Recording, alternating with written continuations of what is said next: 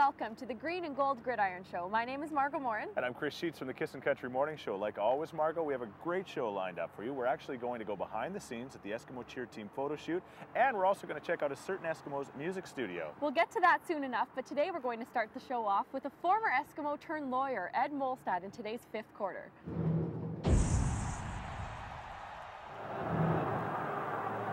Quesada to Evenson, and Evenson is piled up by the left side with Dave Nechtel and John Legrone in there with Ed Molestad. Molestad, the University of Alberta graduate, now a practicing lawyer, at 6'6", 250. He could look rather imposing to a judge in court.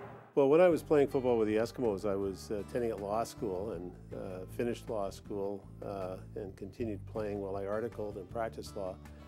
And for a number of years, I've been in the practice of law. I presently am counsel with Party McLaws. My practice consists of primarily trial work and also work on behalf of the CFL Players Association, who I've acted for many years in negotiation of collective agreements and representing players on player grievances. I've enjoyed immensely the work on behalf of the players. They're just a great group of guys to work for. I have a great deal of respect for them and what they do. I've also enjoyed working on behalf of First Nations communities. I do a lot of work, trial work on behalf of First Nations peoples, and that's been a very interesting and challenging practice. My wife and I have been involved in a number of different charitable undertakings. Presently I'm involved with assisting in relation to Valor Place, which is a home that's being constructed for military personnel whose families are visiting when they're being treated in the hospital. And I've sat on boards such as the Arthritis Society and the Alberta Heart Foundation over the years. I had finished my first degree after 3 years, was drafted by Winnipeg. I was fairly young, I think I was about 19 at the time, went out, tried out, didn't make the team, came back and played another year of university football. But it was probably the best thing that could happen because I had the experience of a camp. And the following year when the Eskimos signed me and I went to their camp, I had a far better understanding of what would be expected. And I think it gave me a better opportunity to make the team and play with the Eskimos. The right defensive tackle, number 74, Ed Molestad. The defense was very strong when I first started. I know that a couple of years we had a very strong defense, but we struggled offensively, and then Wilkinson and Limmerman showed up as quarterbacks, and our offense became much stronger when they arrived on the scene, and that's when the Eskimos started their playoff winning streak back in the 70s. In the grasp of big Ed Molestad, number 74, Estee, Molestad, Legrone, and Nechtel, the front four for the Eskimos. Well, we developed a strong team. It was a very good team in the sense that there was a great deal of camaraderie, and it was very much a team in terms of the effort that was put forth on the team. And that's how you win. You win with a good team, not with good players.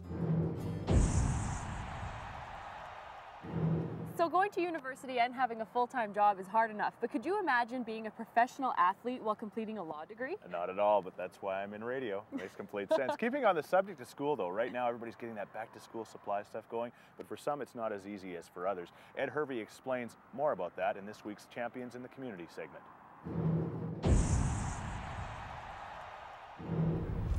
It's a small price to pay for the leaders of tomorrow.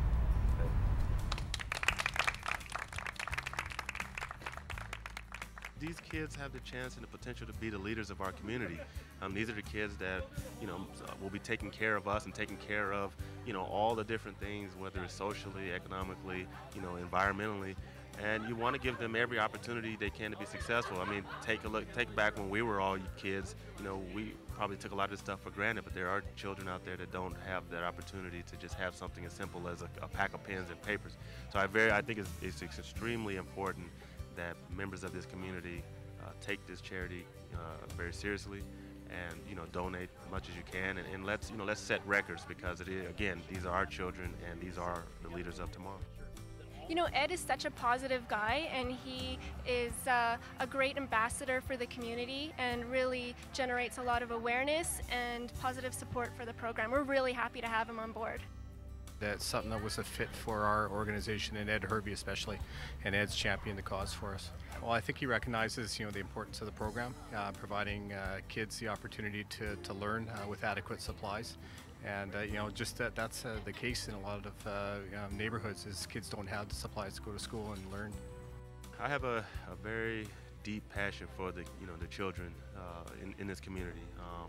I feel that sometimes with all the illnesses that are out there and other charities, a lot of things get neglected. And not to say that those charities aren't important, but every charity needs a voice, and sometimes people weigh it on how important is it. Is it cancer research, is it heart disease, etc. Well, I think our children's future ranks up there just as much as some of those other things, and we need to be out there and trying to support them. So I chose this not because the other ones didn't mean as much to me, but I figured that this is a charity that could use every possible hand that it could get. With myself and with the Edmonton Eskimos, are proud to be a part of it. Margot, getting a good education is so important, and it really is tough in school for all the kids nowadays, but especially some that really are struggling. It's great to see the United Way doing what they can. Totally. So through the season, we know that the players are practicing and training for their next games, but a lot of them just need to chill out and clear their heads. It may seem a little bit unconventional, but Neil Puffer just likes to lock himself in his room. Yeah, I used to lock myself in my room with my bag of Cheetos and Atari. Have you ever heard of an Atari? I think that's a little aged for me, Chris. Well, anyway, we talked to him all about what he does in his room locked down this week in Out of Bounds. Check it out.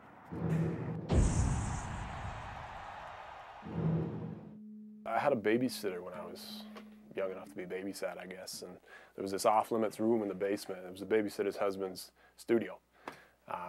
I was always peeking through the window and stuff, and I had no idea what anything was about, but I just thought it was the coolest thing, because little kid interested in something he can't touch. So I asked for a guitar for Christmas, and my parents just thought it was going to be sort of a phase, so they bought me this little Canadian Tire Special. And I opened it up, and I was immediately furious. I was like 6 years old. And they're like, what's wrong with this guy? I guess I just somehow knew that it wasn't really a real guitar and you couldn't play it or whatever, so they thought, oh, well, maybe he's serious. And they went out and they bought me like a real learner guitar and got me into lessons and that sort of thing. We lived in a rural area, and there was sort of only one guy that was anywhere near us. And he was just going to teach me the basics, some songs, some sort of finger exercise things, the basic chords, that sort of thing. My dad decided that I could, get a little bit better. We looked around in the city, found a guy that was maybe a little more of an advanced teacher, and then he started teaching me a little more advanced musical theory from a guitar standpoint, and got me to pretty much where I am right now. Started my first band, I guess, when I was late elementary school, grade 7, grade 8. The band name's always been a point of embarrassment. It was Limestone with a Y, and I don't remember who came up with that. We thought we were really clever until everybody made fun of us. That initial band, once the lineup evolved to where it ended up, one of the guys' dads was pretty excited about us, and he was willing to give us a bit of financial backing, and he actually got us into, I guess it was a pro studio in our local city there. Bought us maybe a week's worth of time, and we did some recordings, some cover material, some original material. And then I took an interest actually in the studio part of it, and the producing part of it, and the mixing and that sort of thing, and started getting into that on my own. And then since then, if I've crossed paths with a musician that I thought I'd like to do a project with, I've tried to do sort of my own thing, my own sort of studio project. And with the setup I got here, I can actually do a pretty decent job. Musicianship didn't take a backseat, but being ambitious in terms of progressing as a career, I guess, took a backseat to football once I got into university. So I just kind of did my own thing, and you never know, maybe one day once football's over, or if break in the off season or something like that, maybe I'll push forward a little bit with it. Remember to stay tuned for the second part of Out of Bounds, when Neil Puffer actually gives us a tour of his studio and all of the instruments. So the beginning of September marks two very important things for Eskimo fans. First would be the Labor Day Classic, and second would be the release of the Cheer Team calendar. Our cameras were there as they were shooting the cover, so check it out.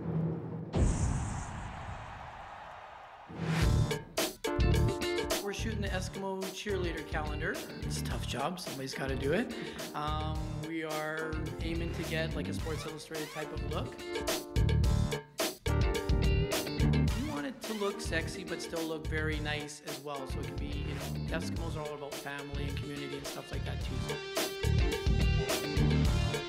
Things that we've been innovating to make the calendar look better every year and make it more interesting every year is going on locations. So today we're doing studio stuff because we're getting cover for the cover shot, a little more controlled lighting. But other than that, we're going out to, like, we did the Badlands and the Hoodoos this year. Don't want to tell you everything, keep it a bit of a surprise. Well, I decided to go with the good old farmer girl, and I'm wearing plaid with, I'm going to be in hay in a barn and stuff. I'm kind of a city girl, but I thought it'd be cute. There's 4 of us that either are on our own individual page or on the cover, so who's ever on the cover doesn't get their own page. So we do 2 shoots, one in the cover uniform and one in a bathing suit. So far, so good. I'm having a lot of fun. Looking forward to the rest of the day. Yeah, loving it. Bill does a great job. All the girls are helping each other. We have a great time doing it. I love the way that Bill works with us. He's really, really positive, and he's really helpful in getting the best shots. I think, though, my favorite part was probably driving down to Repeller. It's just really nice to be with the girls kind of like in an intimate setting and getting to know each other even better than we already do. So I would say that's probably my favorite part so far.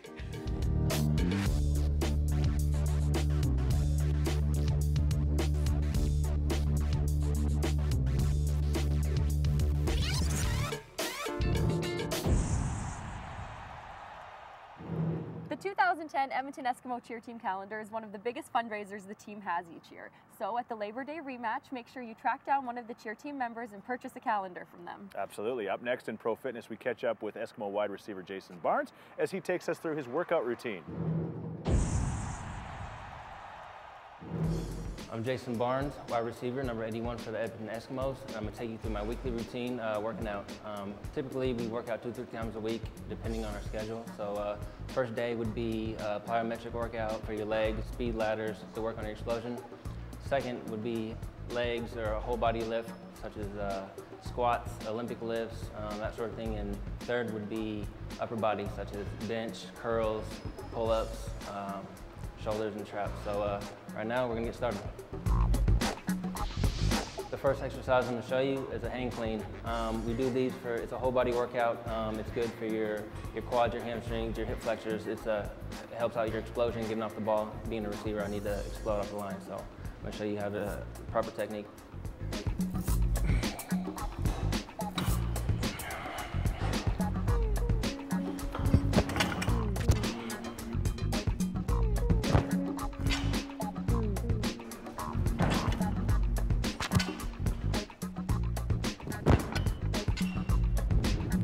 The next exercise I'm going to show you is a back squat. As a receiver, we need to keep our legs in condition because it's a long season. We're going to do a lot of running, so you have to make sure you keep your strength and endurance in your quads. So.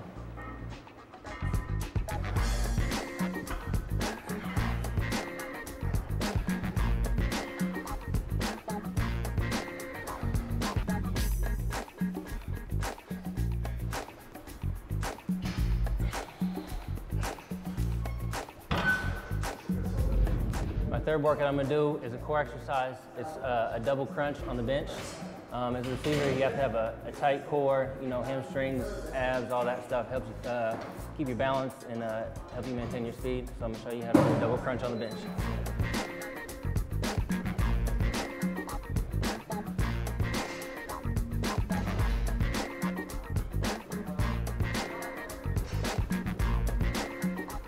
I'm Jason Barnes. Thanks for tuning into the Gridiron Show to check out my workout. You know, Margot, every time I watch that segment, it makes me want to hit the gym. So you've been working out more? Look at me. Remember, I'm the guy that can fit 10 loonies in my belly button and 11 if I suck in. Okay, so anyway, as promised, we're going to Puff Daddy's music studio. And by that, I mean in Out of Bounds, we're checking in with Neil Puffer. Hi, I'm Neil Puffer, long snapper and defensive end with the Edmonton Eskimos. Today I'm going to be showing you my music room studio. So what I got here is, in my opinion, a fairly rudimentary version of like a project studio. It's a work in progress, but everything's run through a computer. All of the audio signals go into the computer through this interface. That's where the microphones plug in. Some gizmos, devices to make everything sound a little bit better. And everything runs in, so every microphone gets its own track in this computer program. And that way I can record everything over top of everything else, one at a time within this room. So we got drums here, we got guitars, we got bass. We can set up these microphones to do vocals, and I can make it sound like a whole band, but it's really only one musician doing a bunch of different takes. So here's a little bit.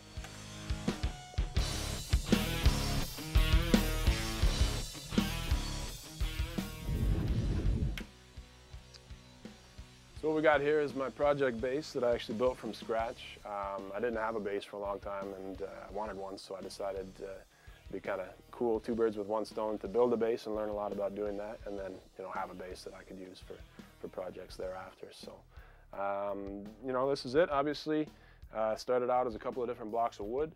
I read a book on it, and I had taken some woodworking classes and that sort of thing back in high school. So it was a bit of a trial and error process, but I ended up with a bass that I can play, and I'm pretty proud of. In essence, it was 3 blocks of wood to begin with. We got this dark wood here on top and bottom is walnut.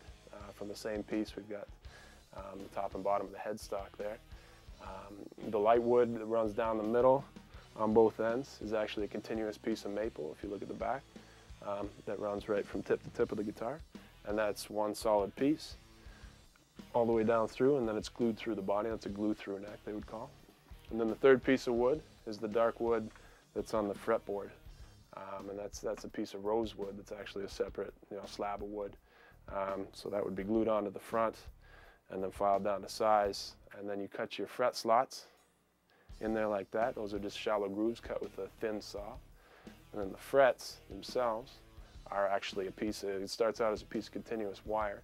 Cut them in short lengths, hammer them into those slots, and then cut off the excess and file them smooth. So this is what you end up with.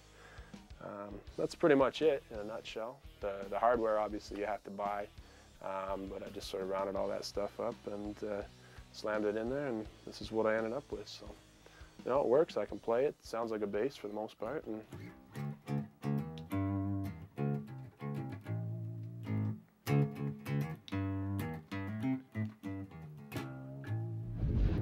so this is my drum set. Obviously sort of dominates the room, but it's definitely not my forte as a musician. Kind of like the bass, I decided that if I wanted to do this project studio thing, that I was going to need, obviously, some drums so I could get some recorded sounds in the computer.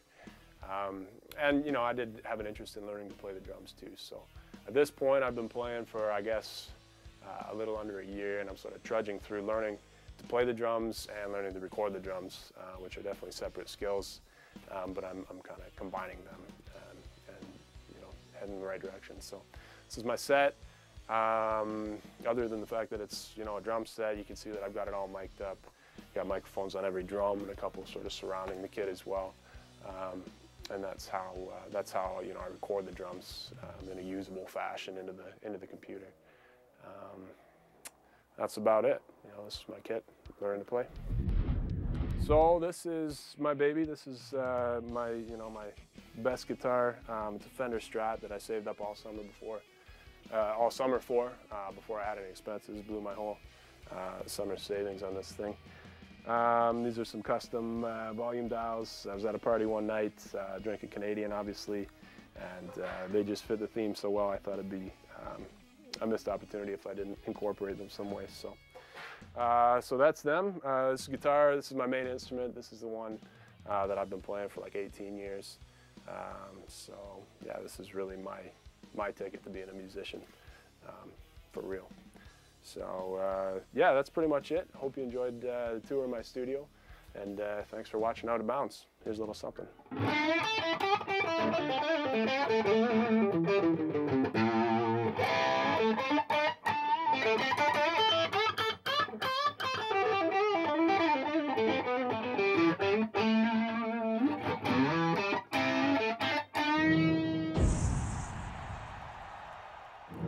You know, Chris, all of the music used in today's Out of Bounds segments was performed, produced, and recorded by Neil himself. He is a really talented guy, and I know a few things about music. Oh, two kinds of music, country and western, but that's another story. This week on People of the Empire, we profile a very special group of people, actually. It's Die Hard number 1 and Die Hard 2, not to be confused with Dumb and Dumber.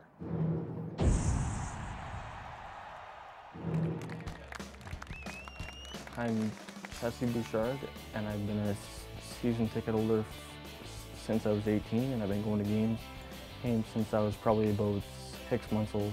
It's just been something that I really enjoy, and I've been going with grandma and had a lot of good experiences and memories.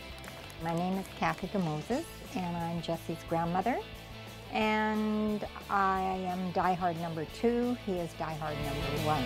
I got into being an Eskimo fan way back when I was an Auto Gang member.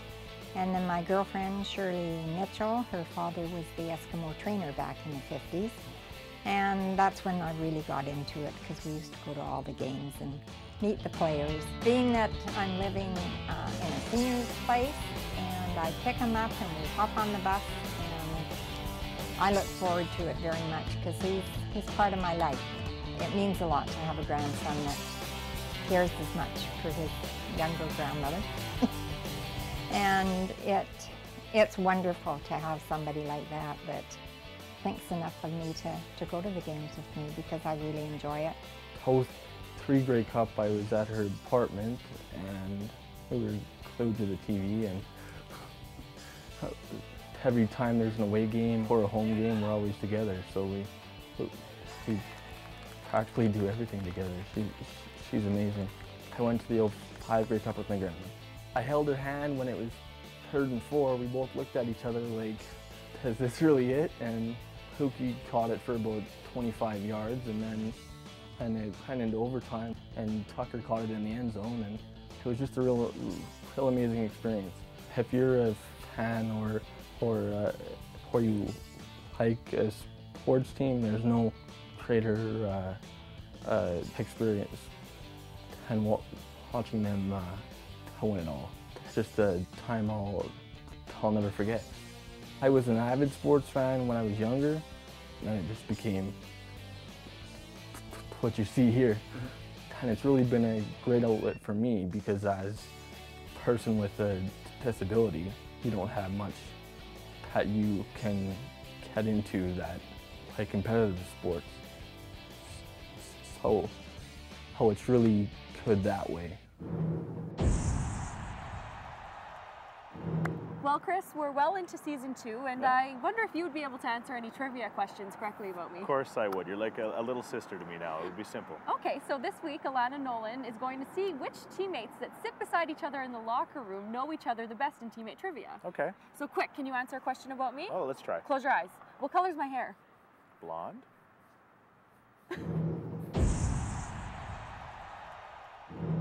All right, we're here for another edition of Teammate Trivia. We have Lawrence Gordon and Lenny Walls here to compete to know who knows Chris Thompson better. So first question, what's his favorite thing about his new locker? A, the space, B, the outlet, or C, the location? The space. Got to be the space. Oh, the space. A lot of space. One word that best describes his personality. A, funny, B, laid back, or C, serious? What describes his personality? I'm gonna go laid back. This guy's cheating. He's all laid back, smooth guy, smooth kind of guy, very smooth. Laid back.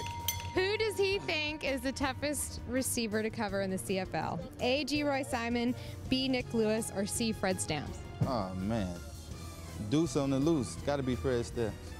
I got to go with Deuce on the loose too. Fred is P. He's on my team, Fred Stamps.